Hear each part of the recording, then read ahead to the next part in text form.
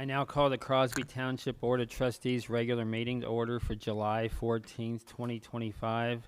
Please stand for the pledge. I pledge allegiance to the flag of the United States of America and to the republic for which it stands, one nation under God, indivisible, with liberty and justice for all. And I've known them guys since they were kids, Roll call. and I wouldn't have them do nothing. Just roll call that we're here. No, you Go around, right? you just announce all our names. Dennis Hyde? Here.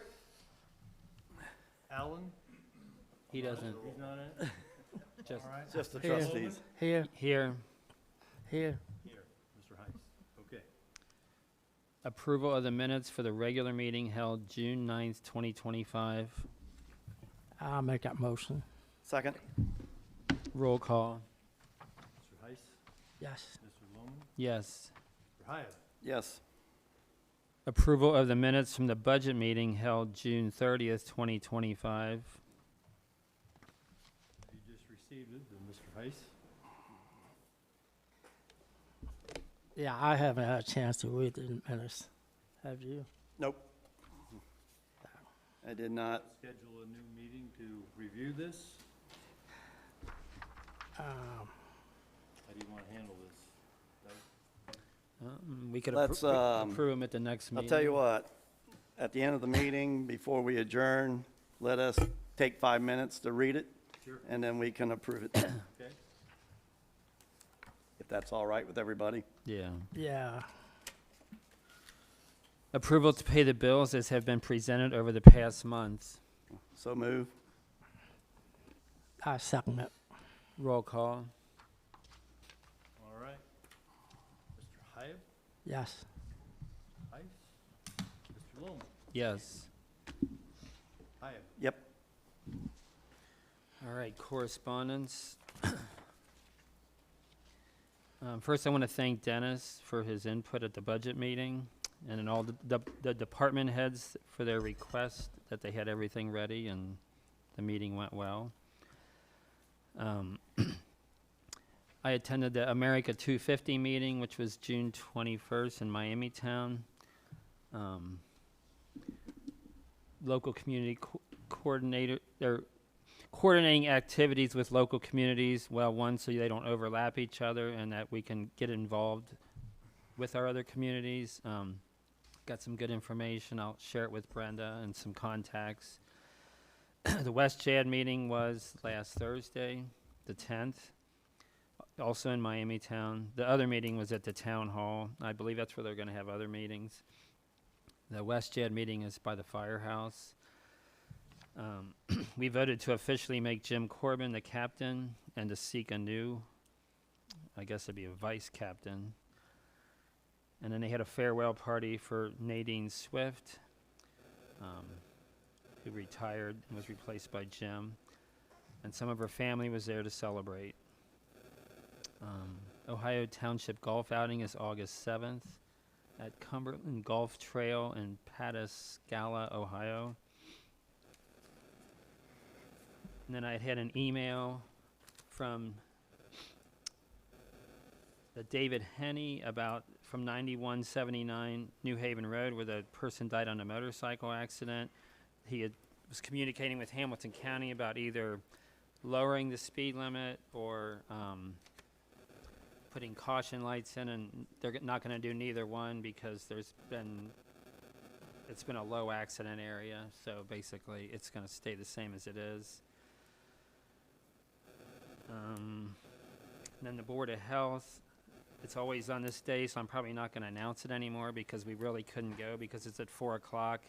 It lasts over an hour, and then you'd be hitting rush hour coming here so after this meeting, I'm not going to announce that anymore. So that's all I have. Dennis? I got the 2024 Site Environmental Report from the Fernald Preserve. I think I forgot to bring it, but if anybody wants, you got a copy too? Yeah. So if anybody wants to see it, I think over the past years I perused it. They extracted about 350 pounds of uranium out of the soil. And that was with pumping several billion gallons of water in order to extract that, so, Just over the last year. yeah. So, but the amount is coming down rapidly from what they were doing before. So I don't know what their end result is. I didn't read that book all the way through. I know But they've been ahead of what they thought they would be getting. yeah, they're doing well on the remediation. So got that. ICRC had their open house on June the 29th. Tim Newman is now retired, and Jason Dudley is our new executive director. So they have a meeting coming up at the end of this month. Got a notice of the 20% funds from the county engineer's office, which Jim Niehaus is submitting to request those funds. It's about $7,000 to help pay for the road project up at Fort Scott that we're doing. I got the Hamilton County Stormwater District e-newsletter, and that was it. Thanks, Dennis. Chuck? I add a couple of things. The America 250 meeting, next one would be September the 11th at 7 p.m. I got to think you announced that, didn't you? Yeah. For the Preserve is July month class. They do that every month. The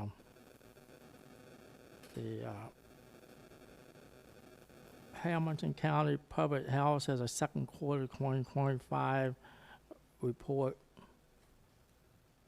And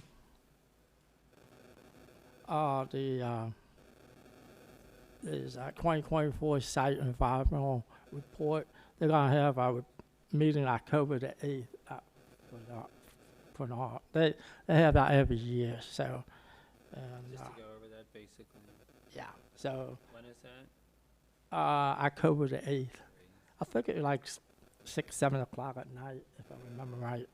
They have it every year. So they're open to the public, so everybody can go. And likewise, you can pick up that report at the location anytime. Did They're they send you that? open. I never got one of those books. So, I usually do. and basically all I have. So, All right, thanks, Chuck. Sheriff Lieutenant Deb Paoli.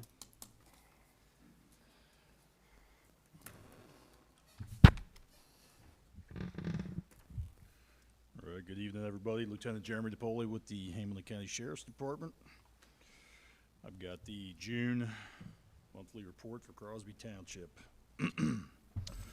Once again, good news, very little happening in the township, criminal activity-wise. Everything is related to family issues or acquaintances, so we don't have any crime spree going on up here. There was one theft reported on Baltimore Place on the 8th of June, in that the victim reported that $2,000 was removed from a styrofoam cup in their bedroom. So that's going to be an inside job, family or friends, somebody at the household. There was an assault reported on the 14th of June over on Water Street. A teenage victim stated that the father of his girlfriend, stay with me on this one gets a little convoluted, but the father of his girlfriend and his friend both struck him in the face, drawing blood from his nose after the teenage victim made a unappreciated sexual advance on his own girlfriend at her home. Dad didn't like that. Usually that's the way that one goes. The kid stepped kind of up in the dad's personal space and got set back down. And the kid's friend also didn't like the sexual advance that he made, ungentlemanlike, and he also smacked him upside the head as well. We ended up just closing that one out with a parental admonishment, which instead of an official arrest, when you have a juvenile who has committed a crime that's more of a minor issue, we will refer that back to the parents. So that one was closed as well. Another assault over on Patty's Run on the 22nd of June. Female victim advised that the suspect, who occasionally stays with her in the camper on her sister's property, punched her on the side of her face for no apparent reason. Suspect then packed up his belongings, left the property. When our guys got there, there was no visible injury, and she did refuse the medic. The suspect returned on the 30th, 8 days later, at which time another altercation occurred. He was located by our guys when we got there, asleep in the camper, and was taken into custody on unrelated warrants. At that time, the victim no longer wished to pursue the charges in the original investigation, which was then closed out. And the last criminal event of the month reported was criminal damaging on the 23rd of June. Persons unknown cut the fuel line on the victim's 2025 Chevy Equinox. She suspects her ex-husband due to ongoing domestic issues. However, there was no evidence there to support him being there, nor was there any surveillance video. So total loss on that unknown. There was one non-criminal report of a medical or other nature during the month of June. Criminal investigations, only the one case for that theft of cash from the styrofoam cup was assigned for our detectives. That has not been closed at this time. Traffic incidents, 5 crashes total. One fatal crash you were, Mr. Loman was speaking of, motorcycle crash. Dispatch report 103 calls for service during the month of June in Crosby Township, and there were 80 non-billable details, which would cover traffic stops, anytime our guys put themselves out of service for an investigation, things of that nature. And finally, the DVERT report, Domestic Violence Enhanced Response Team, program run in conjunction with Women Helping Women, and provides immediate services and resources for victims of domestic violence or abuse. No incidents were reported for the month of June for which those social workers responded. Anybody who may need resources or is interested in the program and contacting them, www.womenhelpingwomen.org. That is all I have. Any questions, thoughts, comments? Do we have the 3 patrol cars now working Whitewater? Working out of New Haven? Not yet. I do not have a final. But do we date have on the that. 3 cars in the 3 townships now? We're still running 3 cars out here. Is that what you're asking? Or Yeah, about the but, contract? you know, are we up to the contract specifications? I guess I'll put it that way. That has not changed. That was on, the issue there was with Harrison, where we were not responding actively. So the coverage out here is the same. Nothing has changed here for Crosby Township. We are not in the building yet over there. Right? I stopped over last Wednesday. Trustee Tom Lowe's camp was there. He told me that he believed the concrete was going to be poured Thursday. I have not been over there yet to verify that. So Is Whitewater signed on yet? that would be news to me. I have not heard anything further. Well, I on haven't that. heard anything either. That's why I'm asking. If that was- Okay. Okay, that was your question, whether Whitewater signed on? Yeah, I don't have an answer on that. All right. But we're getting close to moving the resources out here, which is a win Like for you think everybody. within a month or so, or? Well, we're a government entity. I think everybody knows that Yeah. wheels turn slower. Yeah, we were hoping to be in there early July is what I was told. And, usually tack on a few weeks to a month on everything we're trying to do. So you can have it done fast, you can have it done right, but you can't have it done right fast. Yeah, it all depends on how fast you can get a building permit out of Hamilton County too. So, So we should be close. Like I said, I think There were people Tom working told me over they there. would be pouring that concrete. That's my next stop of the evening. Stop on over there and check in on that. all right. You put your handprint in it, maybe. Well, I did tell my guys, I know everybody thinks they're special. I said, but you didn't pay for the concrete. I don't want to see anybody's initials in there or anything like that. So I hope they listened. I believe the concrete was poured today. Okay. Yes, Then- there was a lot going on over there. Well, Is it still wet? No. Okay. If you hurry, maybe. Anybody else, any thoughts, questions, concerns? Been pretty quiet, I'll have Oh, to I like admit. it. I think the fair was a success up here. I stopped in a couple times, and might be my favorite place on earth up there, Stricker's Grove. Might be. Thank you. It was a well-behaved crowd up there. I was up there 2 days, and there never heard anything get out of line, so Yeah. it was a good fair. Wednesday, Thursday, I stopped in for about a half hour each night, and that's the way we like it. Everybody behave. So, all right, everybody Thank you. take care. Have a good night. Thank you. Okay, public at large. First, we've got representatives from Texas Gas Transmission.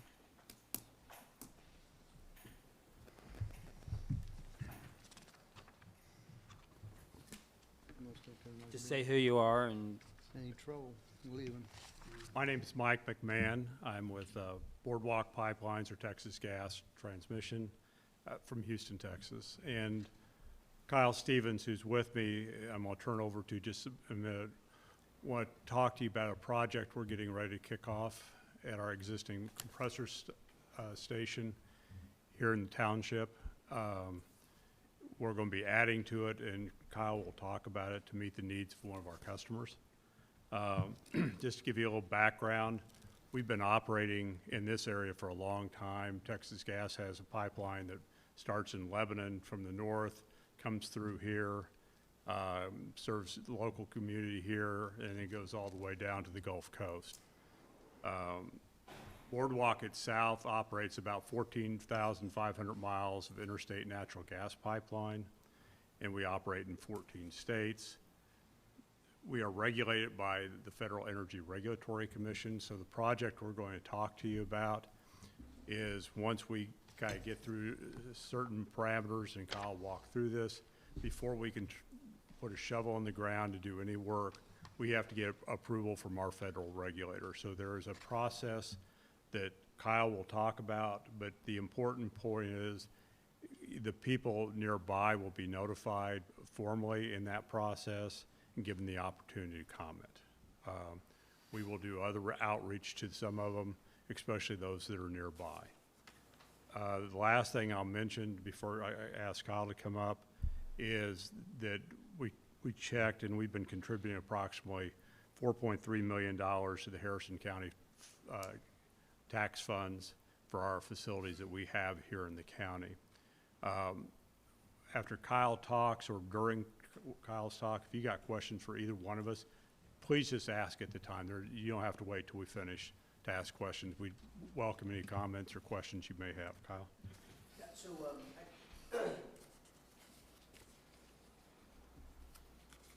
my name's Kyle Stevens. I'm a representative of Texas Gas Transmission, LLC, out of Houston.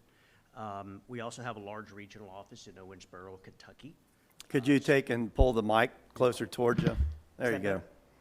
Okay, terrific. We also have a large regional office over in Owensboro, Kentucky. So these assets are near and dear to us. As Mike said, we have twin pipelines that go from Lebanon all the way down through Louisville and head toward the Gulf Coast. when you say Lebanon, you mean Lebanon, Ohio? Correct. So it ends at Lebanon? It does. Or starts at Lebanon. The gas actually comes to the south. Oh, okay. So that's, we're right up here.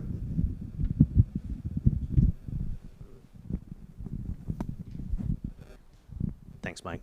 So we're just off the map tonight. We're right up here. This is Miami Whitewater Forest. This is our new haven regulators in the Miami Whitewater Park. And this is the station right here that you see over on this other drawing right here. So I'll kind of walk you through what we're going to do, and then I'll go through the presentation in a little bit more detail.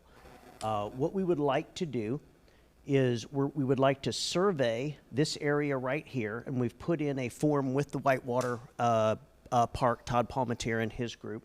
We're going to be meeting with them virtually on Monday.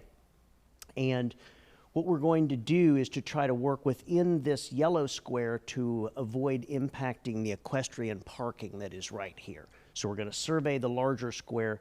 You can't really see this unless you come up, and feel free to. What we have here today are two small pressure regulators in a little tiny blue square right there. We'd like to make these larger. So we would like to make, we need to increase the size of these. And then what we're doing on this piece of property right here, which is represented here, what is here today that is not shaded in a white box is what exists. We're going to add a control building.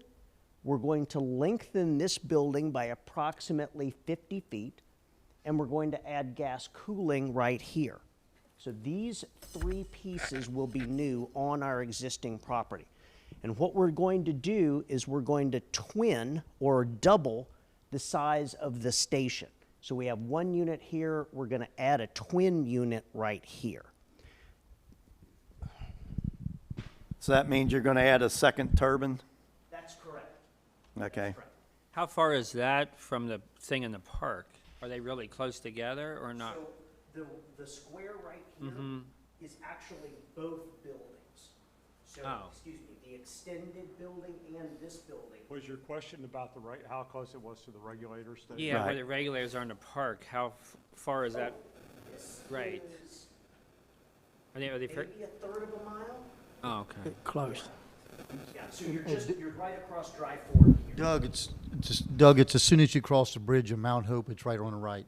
Oh, okay. And them are right across Yeah. Phil's property there, behind them houses. It ain't, when you get down there, it ain't very far.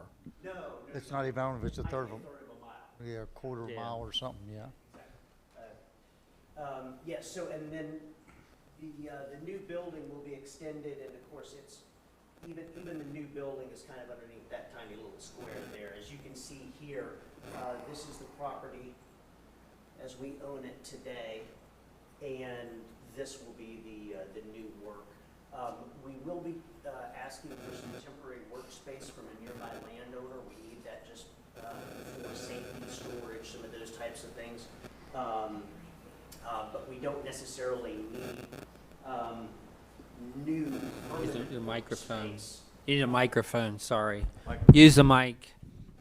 I'm sorry about that. That's all right. We'll we're going to request some temporary workspace from the nearby landowner at the station, and then I believe we actually need slightly more permanent workspace here from Miami Whitewater, as well as some temporary workspace inside that yellow square.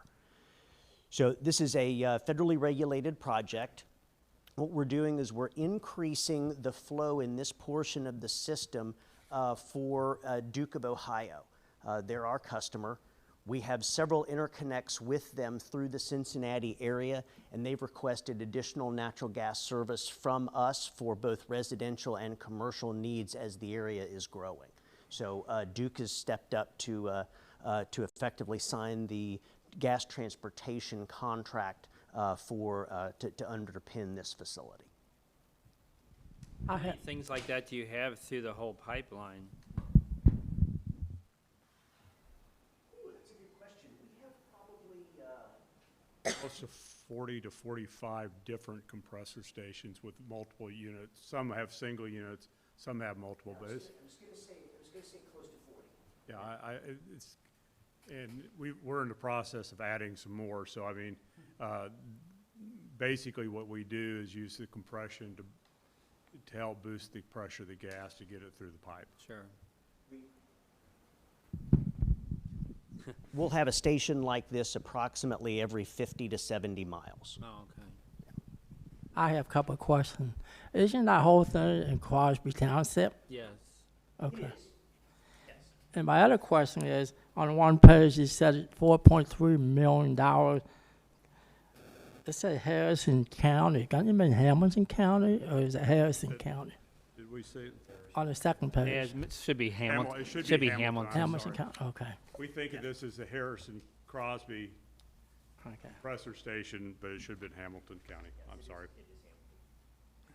How many acres is that, where the buildings are and everything, do you know? The whole what you own there. I'm going to say it's about 18 to 20 acres. I don't know the number off the top of my head, but that's my best guess. So what is the increase in the pressure since you're going to be pushing more pressure behind it to move more gas? How much pressure's on the line now, and then what will the pressure be after you put on your new unit? So right at this point, the gas is running at about about 1,050 pounds, and it's going to before the regulators. Yeah. So right now we'll be increasing by about 150 pounds. Okay. Yeah. So it'll go from the 900 range to 1,050. All right. So that's gonna be November 2027, right? Correct. So it'll take us about a year to get our Federal Energy Regulatory Commission approval, and then we'll start construction early in '27, and we'll have it wrapped up by winter of 2027. I grew up 2 houses up from the one on Mount Hope, the one in the park. And they used to relieve them pressure on them things and you couldn't stand to be there. They don't do that no more. This ain't gonna make it do that again, is it? No, They used we to- don't, that's a different operating scennario. We don't do that any longer. Cause it used to, it was horrible. Yeah, no, we don't do that at all. In fact, now we have actually pressurized and depressurized standby modes that don't allow that kind of thing at all. Now, if there's an emergency or something like that, the station will automatically shut itself down.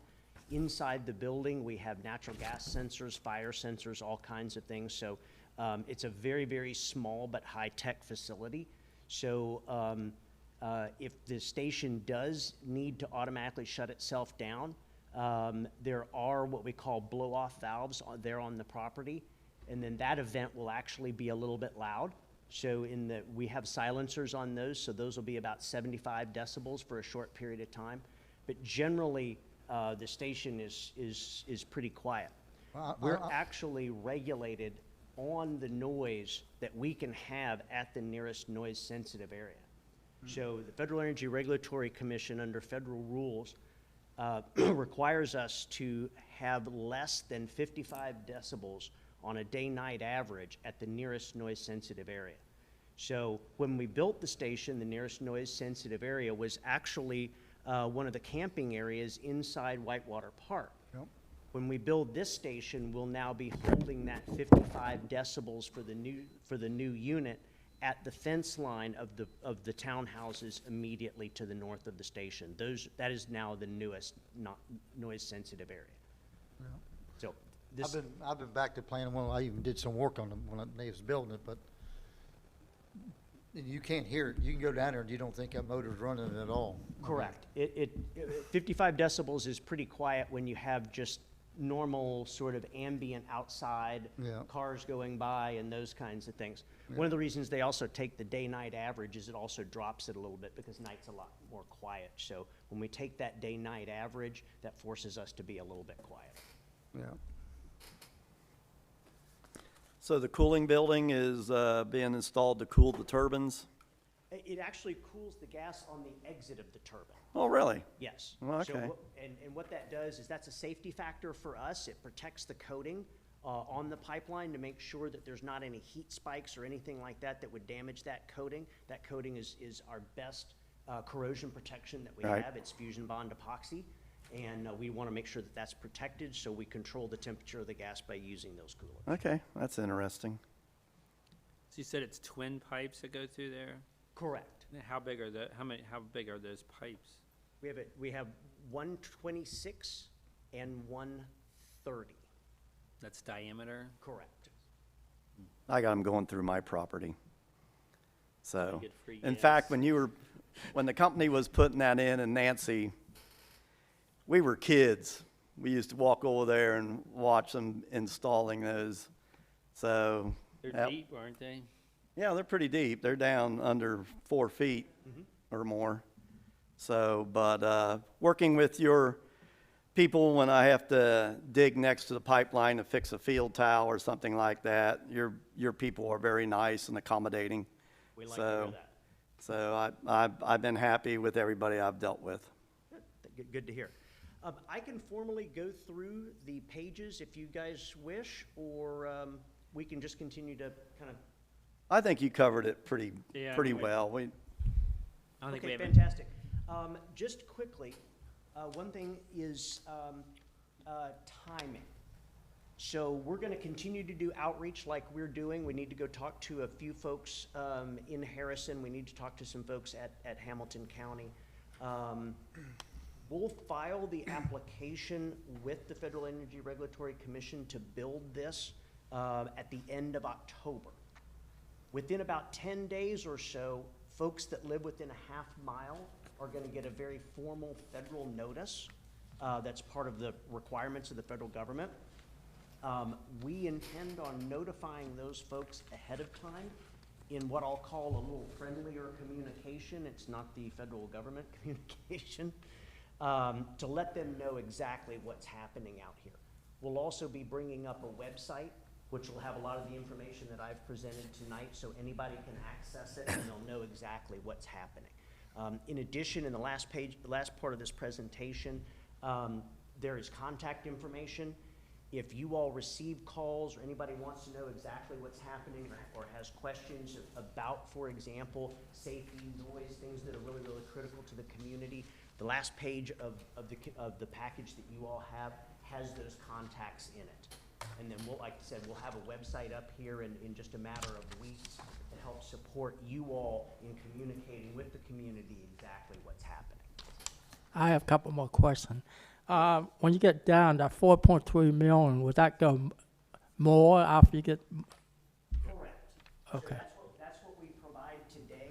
That's based on both the depreciated value of the pipelines as well as the stations, the station. This is a project that will have we don't know quite what it is yet. It's a little hard to estimate. We should know that here in about 4 or 5 months, I think. But Can you get closer to the microphone? Sorry. sorry about that. That's We okay. don't know exactly what our current estimate is for an increase in ad valorem taxes, but it'll be a measurable number. Would be more. And would you let the fire department know what happened, and would they get on-site view of what happened over Yes, there? we will do specific first responder training now that there's a second unit there. We've had tours there, and we're there quite a bit for tours, and Before we put the second unit in, we'll bring the first responders out, make sure they understand exactly what we have and things like that. That's our normal operating procedure. Yeah. So I assume you got set off valve in different places, something happened, they set off that gas Yeah, if necessary. As Kyle said, in the station itself, there will be a fire eye gas detectors that can immediately shut down the pipeline or the compressor. If we see anything more than that, we have our gas control is sitting in Owensboro, Kentucky, and this pipeline's monitored 24/7, and they can take action to cut off any gas into the facility as well. So, it's designed to basically not have a big leak and then a problem. It's designed to shut down almost immediately. Okay. There's not a lot of gas piping inside the building. There's the fuel feed to the unit itself, and then the compressor is a separate component on the end of the building, and that's what pressures the gas. So there's not a lot of gas contained in the building. That's one of the major safety features. It really is just the engine, the fuel required for the engine, and then the compressor itself. So. I know we never had any problem in the past, so okay, thank you. And they have a helicopter that flies that pipeline once or twice a week. So are there people that work there 24/7 like now? I don't don't believe that was manned 24/7. But there are people that work There are there. people there during the day. at During the least. day generally. Yeah. Very few of our compressor stations even work. Well, no, I just wondered, Yep. But that's kind of, Kyle talked about the spacing. It's also when we allow a lot of our field guys that work in this area will congregate at the station and leave and work in and out of the station as they're doing routine maintenance and stuff, work on the pipeline. Many of you may know David Buford. He's our area manager out in this area. And so the guys at the compressor station. I got his card, I'm pretty sure.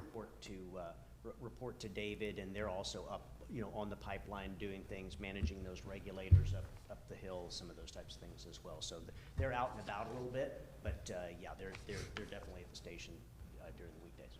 maybe have him come to our meeting sometime, just so we can meet him, and Yeah, that'd be great. if he's here locally, that would be nice. Just to have a contact. Yeah, if you let, as we get, what we'll do is we'll just make a note that as we get closer to going in service, we will bring our operator out and let you all have an opportunity to talk to him. Sounds good. Especially even at groundbreaking, it might be important. Even at groundbreaking, it might be important you guys to talk to who's going to be managing the system long term, and get an idea of exactly what's going to happen and when. So, official kickoff, we like to say these take about 8 months, but if we have a long wet winter, we might delay that. So we want to make sure you all know exactly what's happening in real time when it's happening. Schedules being what they are. And, sir, if you have any questions at all, please reach out to the numbers there, and we will get back with you, because I take it everybody is like me, they hate surprises. So we just as soon you not get surprised, and if you've got questions, please call. Thanks for the presentation. Yeah, thank you. May I ask a quick one? I did catch David's first name from over here. What was his last name in case Buford. he calls? Perfect. I'll be able to talk to him if he calls. Thank you. And may I ask a question also? I am with the zoning department. Could I get a copy of the handout, please? Yeah. Make sure that's.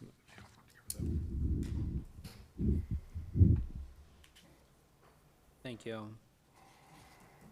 Thank you very much. All right, anybody else want to talk? Legal, Alan. No report. Maintenance, Jim. No report. Is there a good game on tonight or something? All we've been doing is mowing. We don't get a break. You're gonna hire somebody, right? Yes, and I got permission to hire a guy. His name's Ed Enderly. He lives down here on Country View in Harrison. And I ran into him, was talking, he's with Gary Hoss the other day, and he's willing to work. He's a retired pipe fitter. He's willing to work when I need him. So if we don't have nothing to do for him, he's not gonna come in. And he was willing to work, as Gary comes in at 1:30, and we always get to have somebody with him to mow, so he's willing to come in at 1:30 and work when Gary's here when he's on them days.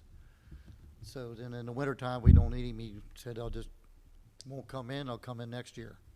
So it's kind of what I was wanting, somebody to just fill in, because right now, Bruce number 2 has been on vacation for 3 weeks, and then Hoss left today for 2 weeks, and Mike's leaving Monday for 10 days or a week, so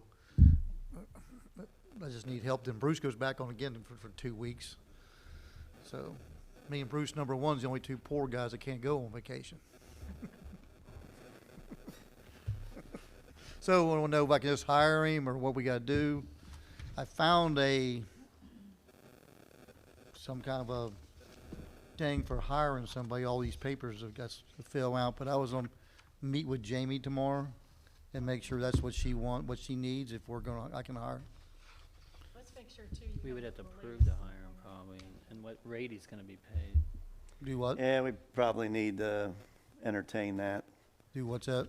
We'll have What hourly wage is he we need to make a motion to hire him and what the Set the pay is wage. gonna be. Would be the same as the rest of them, wouldn't it, or not? Right. So the rest of them is $18.50. I don't know. Wait a minute. I got it here somewhere.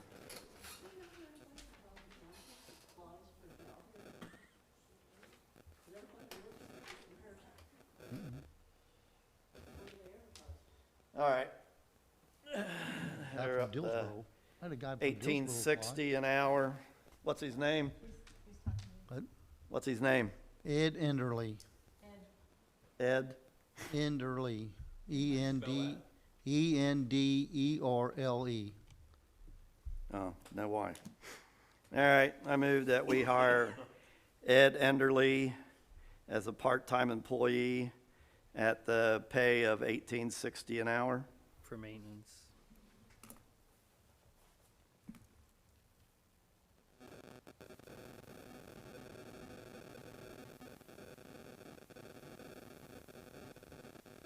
Second. I second it. Roll call. Ice, Yes.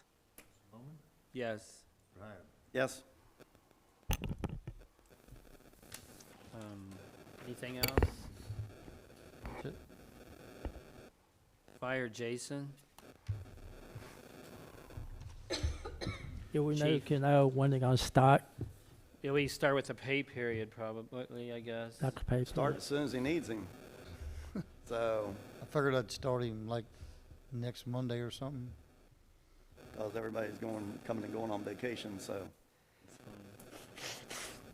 Maybe if he can start Thursday, I'll use him Thursday. So, but he's got to come and fill these paperwork out first, I guess. Right. Yeah. Then hire him on that one. June run totals, we had 43 EMS details, 37 fire details, for a total of 80 in June. Stryker came in to do our yearly maintenance on our cotton load system, on our Lucas device, and on our heart monitor. They do that once a year. There were no problems found.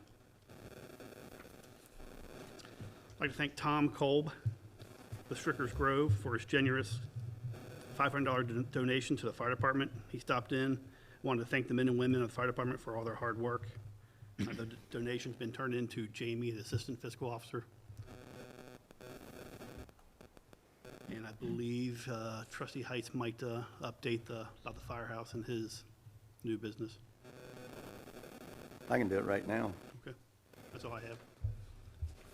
All right, the firehouse edition has been a challenging piece of work.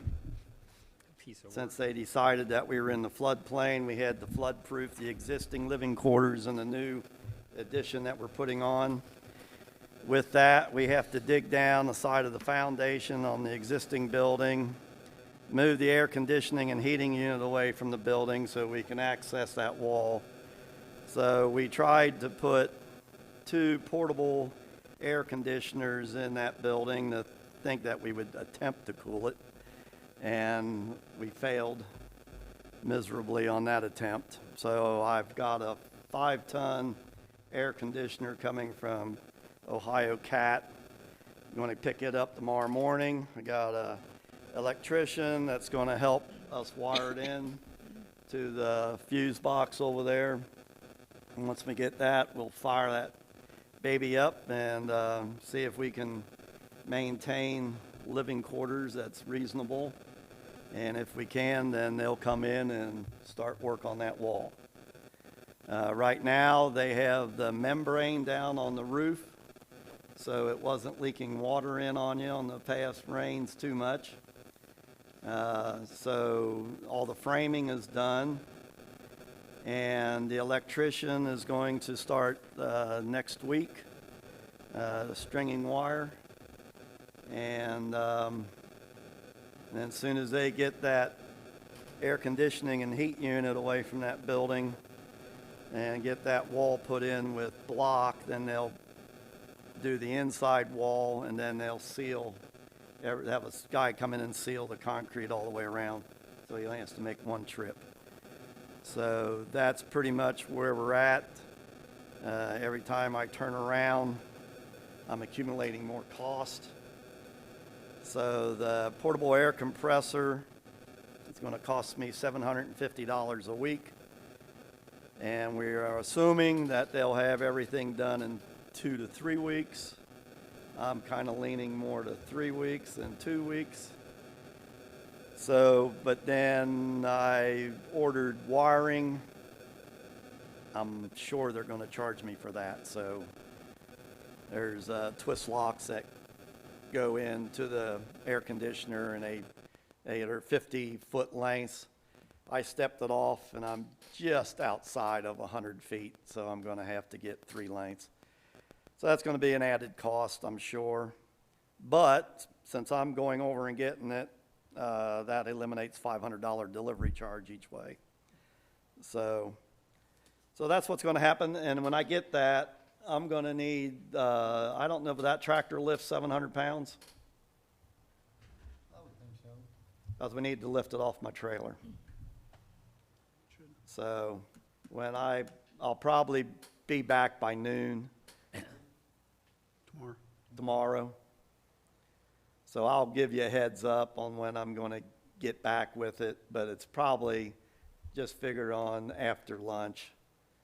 And we'll take and try to get the air tubes maybe set up tomorrow afternoon if you got time. If you don't have time, we'll do it another time, but I'd like to get that.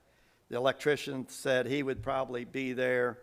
He's got a small job tomorrow morning. He thought he might get there tomorrow afternoon, if not Wednesday for sure.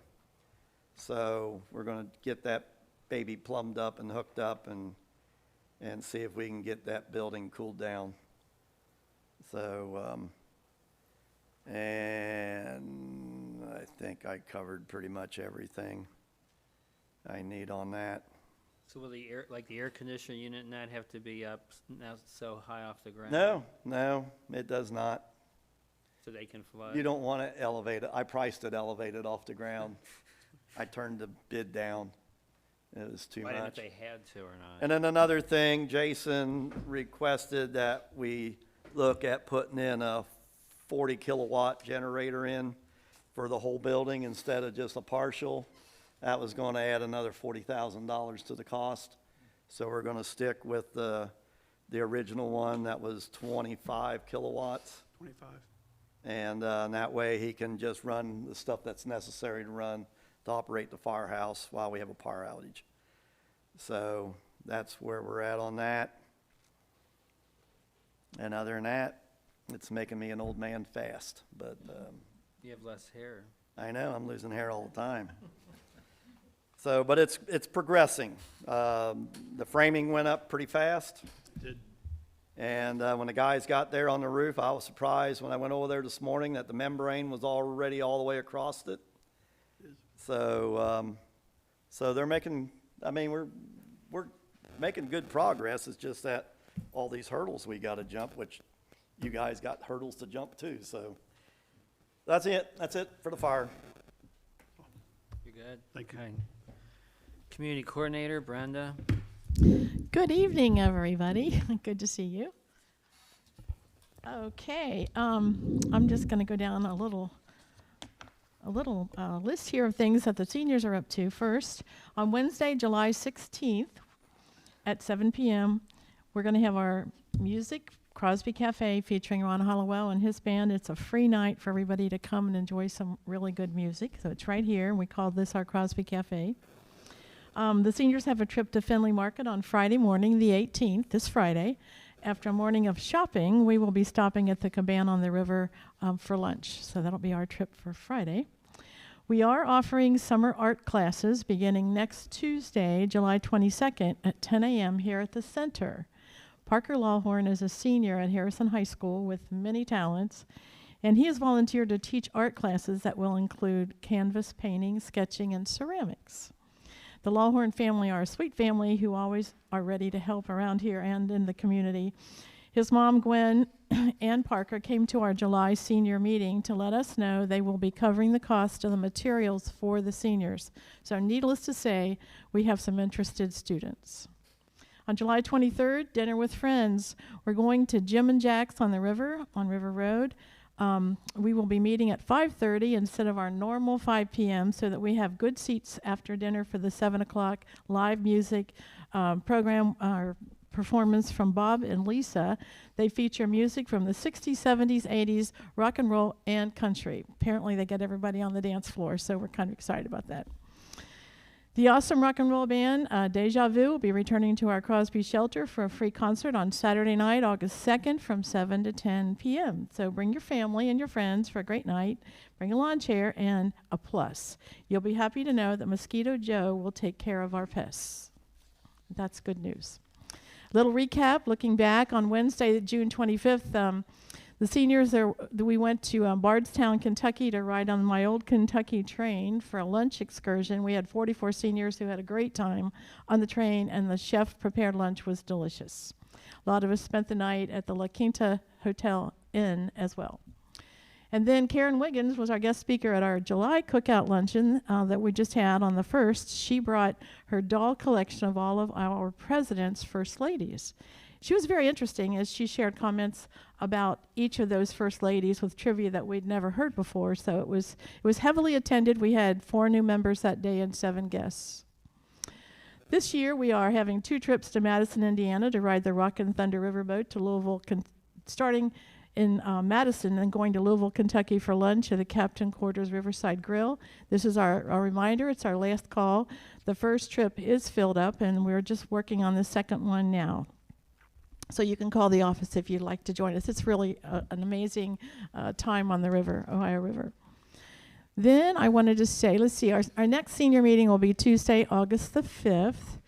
I also wanted to share that Jim and I have been talking about the keys and how we're going to work through that change. I know all of our locks are going to be changed soon. And we have worked on, we have a log date that data sheet, I should say, that we're going to actually you'll find it in your mailbox soon, but we're still tweaking it a little bit, so it wasn't ready tonight, but it's going to be a place where the trustees' names will be at the top, or the head of a department's name, and then that person will be the authorized person for any employees under them. We'll have the list of names and the locks of the doors that your head of department wants your employees to be able to have. So it's up to each department head to work with that. So we will put that in your mailboxes, and you'll have it soon. And lastly, I just wanted to say I attended the Harrison Council meeting a couple of weeks ago to accept a donation from the American Legion for the 250th birthday celebration next year and other events. We were all grateful for that. I just noticed while I was there that they opened their meeting with an invocation by a local pastor. It was a good prayer that just seemed to set the tone for the entire meeting in the room. And I'm getting ready to invite the 4 pastors of our 4 churches here in Crosby Township to meet here to talk about collaborative ideas that we might have for our residents. And I would love to ask them if they would like to rotate into our trustee meetings for an invocation each month. And I'm just wondering if it's permissible, or what might need to happen if that's possible. So I guess I just turn that over to you guys to tell me what your thoughts are, and I'll just stop with that. What do you think?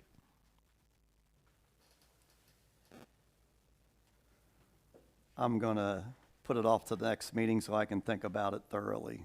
All right, that's fine. I know I have questions I have to answer in my mind about that yet. Sure. I mean, I don't know if anybody else, that's my opinion. Kind of the same. I mean, I wouldn't make a decision tonight on it. It's just something to consider. Okay, that's all I wanted to do was just throw it out there and let you know. I thought it was a good thing, as I was in the audience, and I'm just offering it as a possible for us. Okay. And that's all I have. Thank you. Fiscal Officer Charlie. I we have, introduced next last meeting our new Deputy Fiscal Officer. Sitting up here on the helm. there you go. So, thank you. And I've got 3 elements to talk about. One, I submitted the budget report. We'll talk about that a little later tonight, so I've got that all pulled together.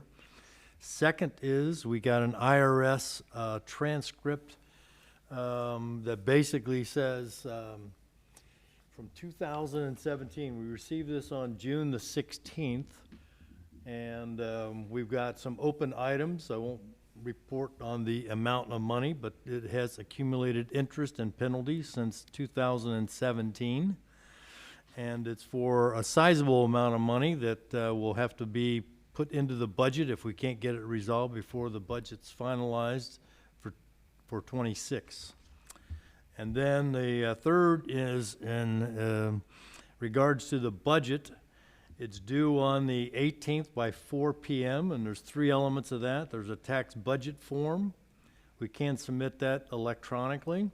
There's a notice of public hearing, and there's a tax budget worksheet that has to be completed. So Jamie and I are going to start working on these 3 elements tomorrow morning at 8 o'clock so we can get this all buttoned up by Friday at 4 o'clock and submitted. So I'll need your approval of the numbers that I put together tonight so we can start putting those into the form tomorrow morning. It's a spreadsheet. That's my report. Do we have 2 resolutions that you need to pass? There's 2 resolutions. Do you want to present those? Let me see. I don't remember if I saw them or not. Sure. Maybe I did. Maybe Jamie gave them to me. All right. So Resolution 13, 2025, amending permanent appropriations. 17, isn't it? Yeah. Well, I got 13 and 9 in my hand. So I don't, 17. oh, at the top. Okay, Resolution 17 and 18. That is a motion to adopt, and then it's the wrong number in there. Okay. So, yeah, I'm not accustomed to Just this read it whole off, problem. and then we're the ones that have to approve it. Amending the permanent appropriations for 2025 to reflect an increase in appropriations for funds. 2901-510 for 20 operating expenses by $5,000. $5,000 be transferred from the general fund to Fund 2901. 1,760, 750 motor vehicles by 175,000. So I need a trustee to make this motion and then second the motion, and then we'll do a roll call. I'll move that we approve the resolution. 17, 2025. Yeah. 17, 2025. I need a second. I second it. And roll call. Mr. Lohman, Yes. Mr. Hybe, Yes. Mr. Heiss. Yes. All right. Do you all have to sign these too? Yep. So pass that back around. Then I have Resolution 18, 2025. And we need this motion made to adopt Resolution 09. It says 09. That can't be right, right? This is 18, 2025? To approve supplemental permanent appropriations of $400,000 in general fund, 910 transfers out, and to transfers $400,000 from the general fund to the fire district fund of 2111. So I'll need a trustee to make this motion. So move. I second it. Roll call. Mr. Lohman, Yes. Mr. Hyab, Yes. Mr. Heiss. Yes. All right, pass that around for signatures. And I attest to it.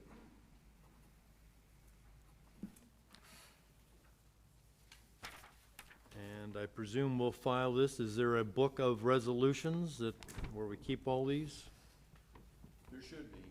Okay. Jamie should know where those are at. All right, I'll ask her in the morning.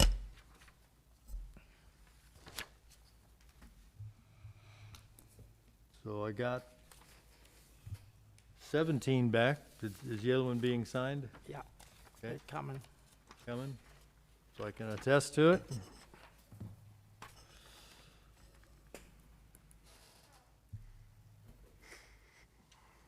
All right, Anything else? that's all I have. Anything for Charlie? Thank you. All right, thank you. Zoning. Diane? Okay, the number of permits that were issued for June were 6. 1 addition, 1 concrete patio, 2 fence, 1 freestanding sign, and 1 deck. And an upcoming Board of Zoning Appeal meeting is scheduled for Tuesday, July 22nd at 6:30 PM for a driveway extension on Fort Scott Boulevard for over a 24-foot variance. Another upcoming zoning commission meeting is scheduled for Wednesday, July 30th at 6:30 PM for a new commercial building in Fort Scott, light industry zone. Are there any questions? I know I'd got an email on someone from Aristocrat on some unmowed grass, which I forwarded to Rick, and he said he would look into it. Okay. And there's that house on Wiley Road that is like, I don't think they've mowed their grass this year yet, right over here. I don't know if anybody's living there anymore because I don't see cars there anymore, or Yeah, it looks That like- house was condemned. it was. Yes. So then what? There's nobody there. So that's the county does that, or? You know who it is. I ain't gonna say the name out loud.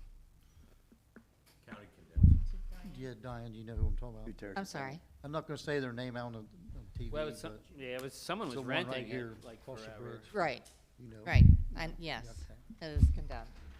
There's another house across the street that I know, it's got busted windows up. I know nobody's living there either, a yellow house. They've been working in there hit and miss, so what they're They mow the doing, I gra- don't know. They keep the grass cut, I mean, Yeah. Doesn't look that good. No. okay. Anything else for zoning? Thank you. Old business, I have none. Dennis? We made a resolution before when we didn't have a fiscal officer that all 3 township trustees need to sign the checks, so I think we need to make a resolution to require only 2 signatures of township trustees on the checks, plus the deputy fiscal officer's signature. So, you catch that, Charlie? I did. So that'd be resolution number 19.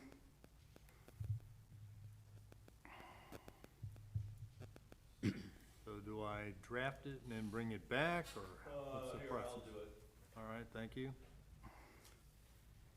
And then while he is doing that, I just want to bring everybody's attention, review the job description that I handed to you for hiring a township administrator, because the summer is going past us, and I thought by September we should run an advertisement for the position and do interviews and get the person on board starting the new year. So review that. Charlie, if you don't have a copy of it, I'll get you a copy. I don't. Okay, I figured you didn't. Nope. I can ask Jamie if she might have one in the morning, but I don't know. Well, I don't think so. you, I don't know if she has one or not. Okay. You In the got bu- one? It's in the budget for 60 grand, so it's in the Right. budget for 26, but I don't have a description, Right, job description for it. okay. Brenda's got it. I know I gave her a copy, so, Okay. and if you don't, contact me and I'll get you one. And what's the process for us advertising it? We have to put it in the paper, or we put out? That's on what we net- did. We put it on paper and we put it on our email or our Website? mobile, website.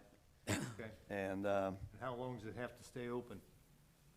that, we'll determine that when we Whatever run it. determine. Okay, we determine that. Okay. Yeah, No I'd required say minimum. run it for 2 weeks, be my opinion. Okay. So, all right. We have a resolution. I'm working on it. Do you have any old business, Chuck? Yes. Last year, one of the owner of Sicker Grove, Debbie, asked you for a sign up that said "Watch for Stop Traffic" going from Ross. I guess it's from going east to west. And they put that sign up right by Brown Market, which is real close to 60 Grove. Well, last week I drove down there, and they moved our sign up Cord Ross before you even get to Brown Market. And basically, that's where it should be. That sign should be up there telling people ahead of time that they're going to be stopped traffic. So I'm not sure who, well, the county had to move it. So, no, Ohio, That's State of Ohio Road. State of Ohio, OPDOC had to move that. So, Was there a request made to move it? please. Was there a request made to move it? I don't know. All I know, I drove past it and it was moved last. Huh. So I was going to call somebody at ODOC, but I had something I could do today. I get a chance to call anybody. But yeah, somebody had to call ODOC and move that sign. So, I believe right now that the best place for that sign, because that is before you get to Brown Market and before you get to 60 Grove. That's Before, going southbound, probably? yeah, Southbound. well, it'd be east and west at 128, so it would be coming out of Ross, Yeah, that's south. City of Ross, and heading, so. But, yeah, they got way in advance of Brown Market. That's where it should be. I think it's the ideal place now. Before it was in front of, What is it, Brown Market. what exactly does it say? It said watch for stop traffic. So there's no like reduction in speed limit No, recommended? no, or no, anything, all it just was, watch for stop traffic? yeah, but the sign that was there, they get move it up towards Ross, so. There is another sign down there by, Rumpy Park. Oh, yeah. So I basically want the same sign. So, yeah, Debbie requested that last year, and so he finally got it in. And I said, was that not a very good place to have it? And so they must have got either I don't know, Brown or maybe 60 Grove might have called ODOC. That was not me, so I don't know who called ODOC. So. Anyway, I thought I'd let you know about that. So, Do you have anything else? no. Well, he handed me something. Why don't you read this and then I'll follow up on it. It was unclaimed money. Yeah, I think Goes to the Cleveland Browns, doesn't it? Yeah, automatically. yeah, on the township, just sent out, I guess like a newsletter to everybody, and they had an article on there about unclaimed funds. And I believe there are over 1,000 unclaimed funds with the name township in it. So together I look at it, and it was two from Crosby Township. One for the fire department, which I gave to Jason. It was a company we dealt with in the past. And then one for Crosby Township. Weren't they both for under $25 though? Yeah, but both, 25 bucks. yeah, and this General Lucky Company is the one for, yeah, General Lucky Company is the one from Crosby Township. And you got, Galls, our uniform place, old uniform place. yeah. So my understanding, it go to the state after 10 years. So I guess you can get the phone number and see how you claim that. So as a business. So, but you know, it could be 5 cents. All we know. So, I'll follow up. so I personally got my name on one, and it's I know it's less than $1. So I'm not even full with it because you need to give your social security number and everything. That's not worth your risk of getting $1, so or less. So all I have. Okay. All right, per Mr. Hyab, Resolution 19-2025, resolved that township checking account requires 2 trustee signatures and the signature of the deputy fiscal officer. Do I have a motion? I move that. I second it. Roll call. Mr. Hyde? Yes. Mr. Loman? Yes. Mr. Hyde? Yes, and I guess that means we approve that You approve it. resolution. Yes. Approved. You're gonna sign it and I'll co-sign it, right? What you can do is, well, then if you want to type it up, we'll re-sign it. Sign it. With the checks, just put it in with our checks. Okay, I can do that. You have to show the resolution to the bank. Probably. Think, yeah. They always like, Probably. Maybe you Mr. get, Heiss, you'll have to. do wait that. on a little faster than we were down there the last time. You're the handler of that account, so Yeah, up and then we'll get this to the bank. yeah, I've been, all three of us had to go to the bank one day, and the Four copies, of us. they copy our license, driver license, and basically, I'm the person who's like administrator on that account, and I had to sign a couple of things, could take Matt off of it and put Charlie on it, and then they didn't really need anybody else, and then recently I got an email saying I got 3 more things to get changed. So I went ahead last week and went in and signed a form, and I asked them to send an email so that it's like 5 different things we changed that 5th third. So I'm still waiting for that email because I should sign all 5 documents, I guess. 2 of them was when we came in, and then last week they sent me 3 more documents.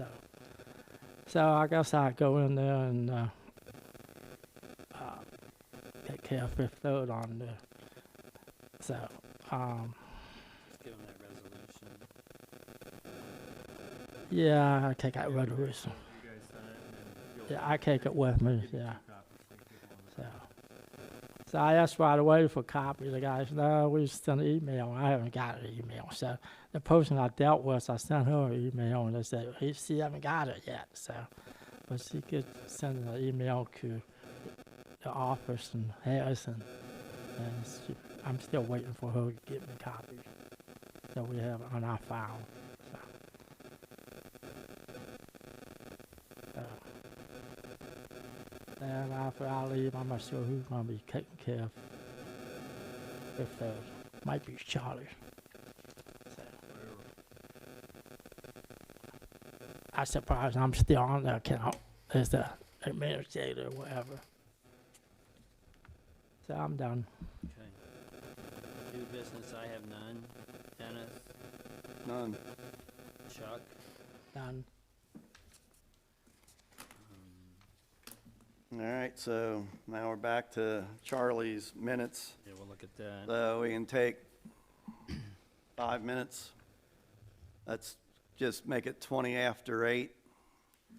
And we'll, do the approval vote. right, Okay. if you guys want to split, go ahead. You don't, Yeah, you don't have you to don't be- have to stick here. I- Thanks for coming. Yeah, have a good That's kind of night. interesting, everything that you're doing. Appreciate it. If you guys, again, have any questions, please let us know. And again, we'll be reaching out to others in the community to kind of get things level set before we make those permits. Okay, sounds good. No, shouldn't. All right, And you all over there, your funds and your expenditures and all that from the budget is in a copy that you have, so you can look it over and see if it's right. Hopefully I transcribed it all right. And I have a bunch of questions in there that we'll resolve over time, over the next couple months. I'll fill in the numbers for the submission yet this week.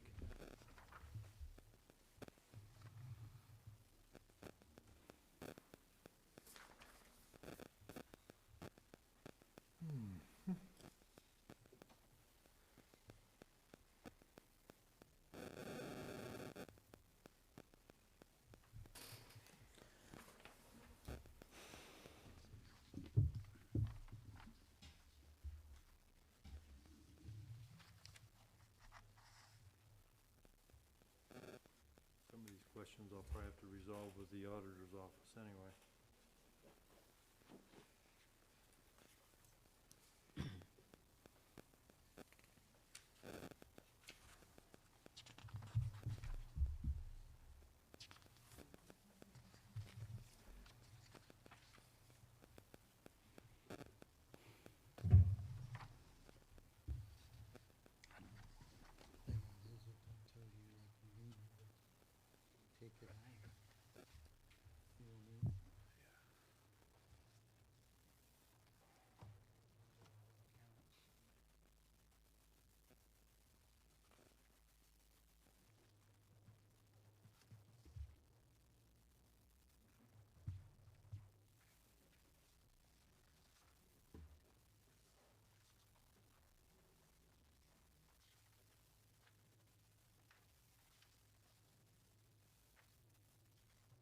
Jason, one fundamental question is, do we have to have an EMS and a fire department separate? Because you're over both of them, and you can see we're moving funds around. I think Jamie and I figured that out. I think we solved that issue, Yeah. I think. Okay, yeah. What he's wanting to do is make it one account. One fund, and then one transfer from the general fund over, and if we have to have multiple transfers for EMS and fire department, those become revenue line items that come over. I just don't know. Seems like we're being fairly arbitrary as to where we allocate income and expenditures. That can be done as long as, you know, she and I sat down about the firefighter EMT fund and the firefighter, Fire department, yes, yeah. for salaries. So if you want to do that, it's fine. He would just, Find it. it would be easier if we just combined the two I think instead so. of having, if UAN will let us. Yes. Much easier that way. Yeah. Same way, Jim, if you've got one account where all of your expenditures are in there, and all the funding comes in the general fund, then you get your piece of the pie to pay your expenses. Same way with Brenda, you know, community, you get an account, and all the money goes into general, and then it gets allocated out, and you got a community budget. And that way, when you come to these meetings, you can say, yep, I've approved all those expenditures, I received these funds. This is really a lot cleaner. And that way you should know exactly what's in your budget, so you, your expenditures, so you're not guessing. You see them as line items. Like the way this is here now, I don't know what Right, funds you're taking out for mowing here, or right. when I buy a shovel, where's it come out of, what Yeah, yeah. fund? You need to know it, and be accountable for those expenditures. Yeah. And know where the money's coming from. If you need to ask for more money, it comes from the general fund. Yeah, because here now, I don't know what you take, I just know Right. there's plenty of money in each account, and I didn't never, I went online on the OTA website in their schooling system, pulled up the Ohio Revised Code that addresses that, and you're gonna love this. Gasoline tax and a road and bridge fund can be used for exactly the same things. Yeah. There's no differentiation between them. So you can take mowers out of both of them, you can pave roads out of both of them, you can buy equipment out of both of them. The list between the two are they are identical. So you can just choose which fund you want to take stuff out of, and you're good. I just know there's plenty in each one of them, so, right. I know, it's goofy the way this stuff is. I like simplicity. Get me no Absolutely. Did you ever figure out with that COVID relief in that other account, there was a No. chunk of money that you didn't, No, I'm counting on fire and EMS to spend it all before the end of the year, so there's zero but balances. I meant that monies were there in both, because that's what there was some confusion at the budget meeting. But I'm glad it's there that they can spend it. Yeah. So spend it. Yes, it'll be gone. No carryover, Nope, because otherwise we lose it. correct.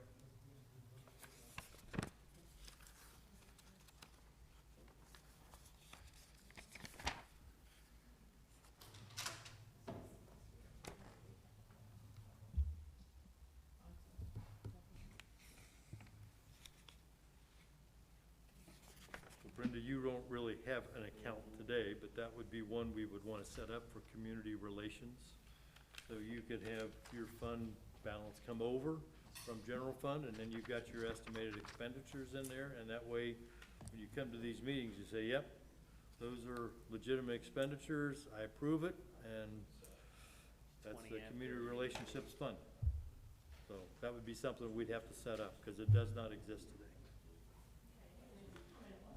When you have time, and Jamie knows I'd like to just Go over it. talk over things, Yeah, yeah, hands-on, see how. yeah, yeah. I'm a willing learner. I can't say I know.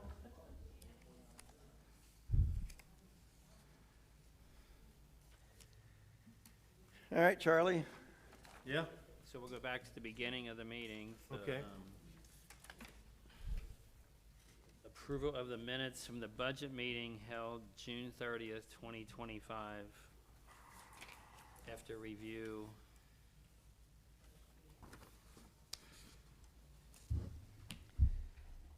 So these first 2 pages are your minutes? yep. And then the budget funds are all the details that we talked about for the rest of the hours. All right. Yep. I move we accept the minutes for the budget meeting. Second, Second. Roll call. Mr. Heiss, Yes. Mr. Lohman, Yes. Mr. Hyatt. Yes. You're getting louder with your, I am, I'm getting more confident. My first time. you were scared at first. All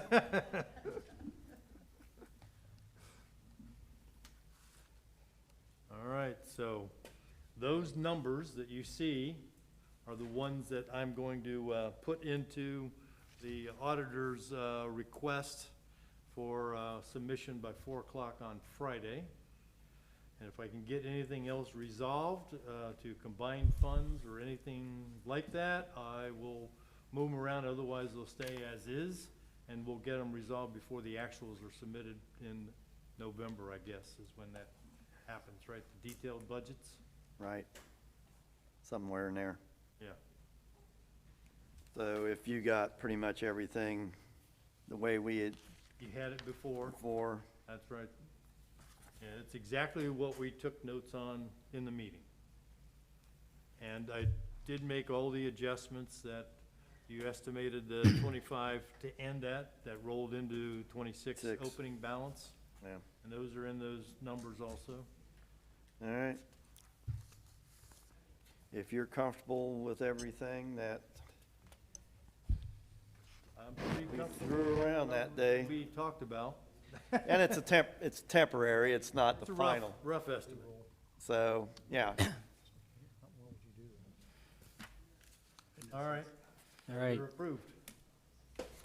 So on other concerns, the following is a response to the concerns expressed by a resident at the June trustee meeting.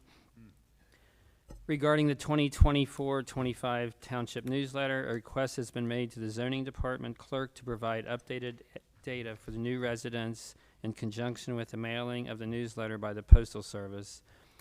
There will be outdoor concerts for 2025 year. Increased funding is necessary for a programming schedule which was procured recently with the donation. Township budgets are significantly less than city budgets. The trustees always review and discuss the township community events before and after in order to continue the level of excellence that meets our standards. The data show projector had been used multiple times by community organizations since it was purchased, as well as for training purposes at the community CPR classes, fire department personnel training updates. The large facility screen is preferred, and the freestanding smaller screen is a backup that can be used in multiple locations when necessary. It has not been necessary for the community programs to recruit volunteers because of the excellent teamwork of our community residents. They come to us and ask, how can I help? The Boy Scouts were mentioned, and it should be noted that they have excellent rapport with them and appreciate their participation in township endeavors, which includes their fundraisers, of selling refreshments at Crosby Day at Strickers Grove, joining the 250 people who participated in the Memorial Day Parade, taking leadership role in the cemetery service. We also work collaboratively with the Scouts to facilitate their twice-a-year fundraising breakfasts and dinners held at the community center.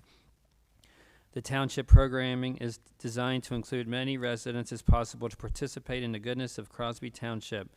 Crosby School Facility, parents and families make Christmas Kringle Chest benefit for Crosby children a huge success. The Fort Scott Turkey Trot has provided financial support each year, as well as the businesses and residents. We see overwhelming resident response to the Crosby Day Strickers Grove, nearly 2,000, the Memorial Day Parade service, 250, and live music at Crosby Cafe. The trustees and maintenance department will continue to seek the best prices for bids for road improvements. The Crosby Policy Manual is in its final stages of becoming ready to be distributed to the township staff. A great deal of time and effort has been given to reflect the protocol and procedure in all areas of our jurisdiction. After our employees have received their manual, they will review and sign the appropriate document at the end of the manual, data acknowledging they agree and accept the contents. The Crosby Township Trustees will continue to oversee the township's use of taxpayer dollars prudently. The issues raised and answered focus primarily on programming. There are many factors that affect the timeline of programs, and we believe our staff does an excellent job of making this happen. Any other concerns? Could you repeat that? What? No. You can. It's recorded. You can watch it. Do I have a our next regular meeting will be held August 11th, 2025 at 7 p.m. I move that we adjourn. I second it. Roll call. Mr. Heiss. Yes. Mr. Lowen. Yes. Mr. Hyatt. Yes. 8:26. All right. Thank you, everybody.